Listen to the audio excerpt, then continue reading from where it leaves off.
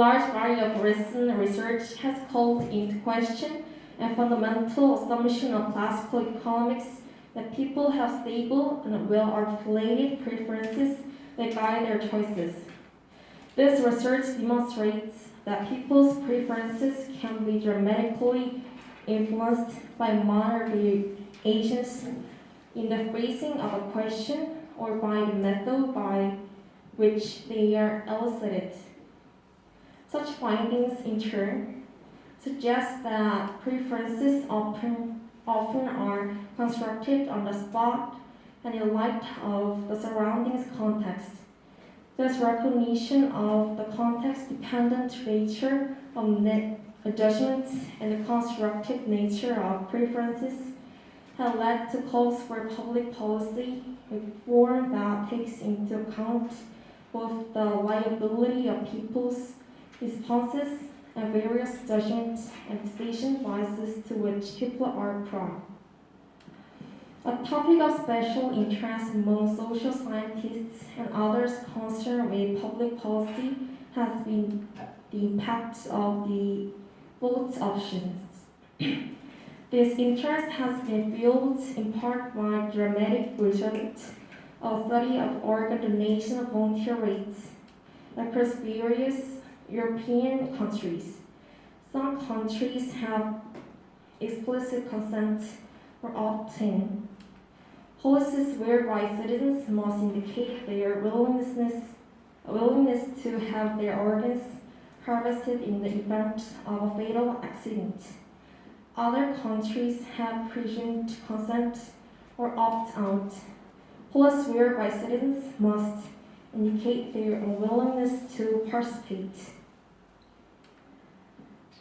All of you are familiar with lots of organ donation, but I'll give you the definition anyway.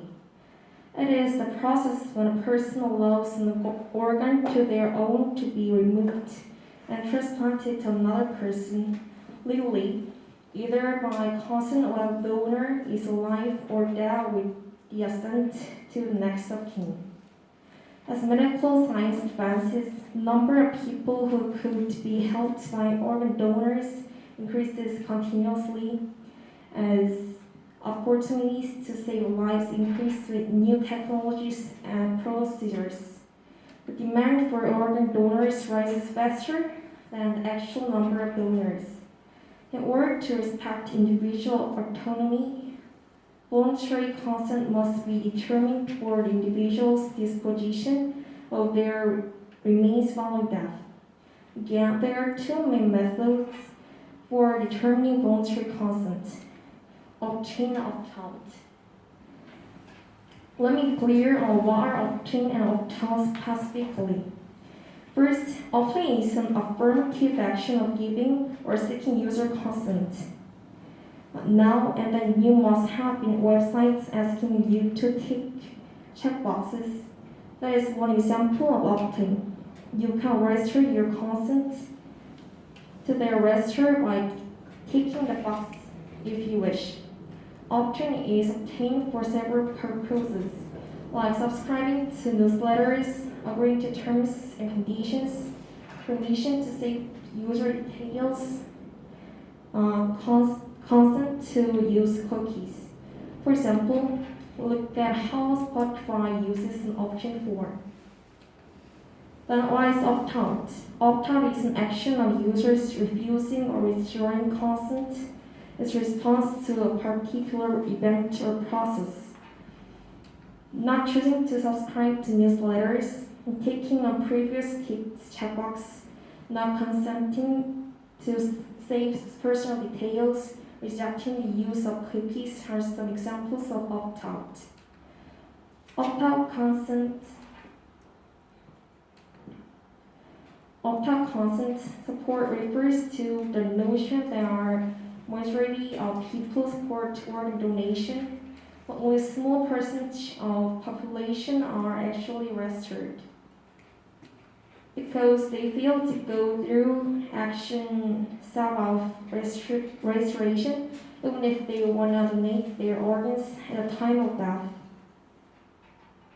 This could be resolved with an opt-out system, where many more people would be registered as donors when only those who object consent to donation have to register to be on non-donation list. Likewise, opting consent refers to consent process of only those who are registered to participate in organ donation. Study shows that countries with an opt-out system save more lives due to more availability of donated organs. In fact, the difference in lives due to more availability of donated organs. In fact, the difference in organ donation rates typically exceeding 90 in opt-out countries and fail to reach even 15 in opt-in countries. Astonish most people. Okay, sum all these big words up. In opt-in case, the question posed to potential donors is something akin to: do you want to put yourself forward as an exceptional altruist, someone who acts for the good to other under circumstances, not only a particularly virtuous fellow citizen, and like to follow suit?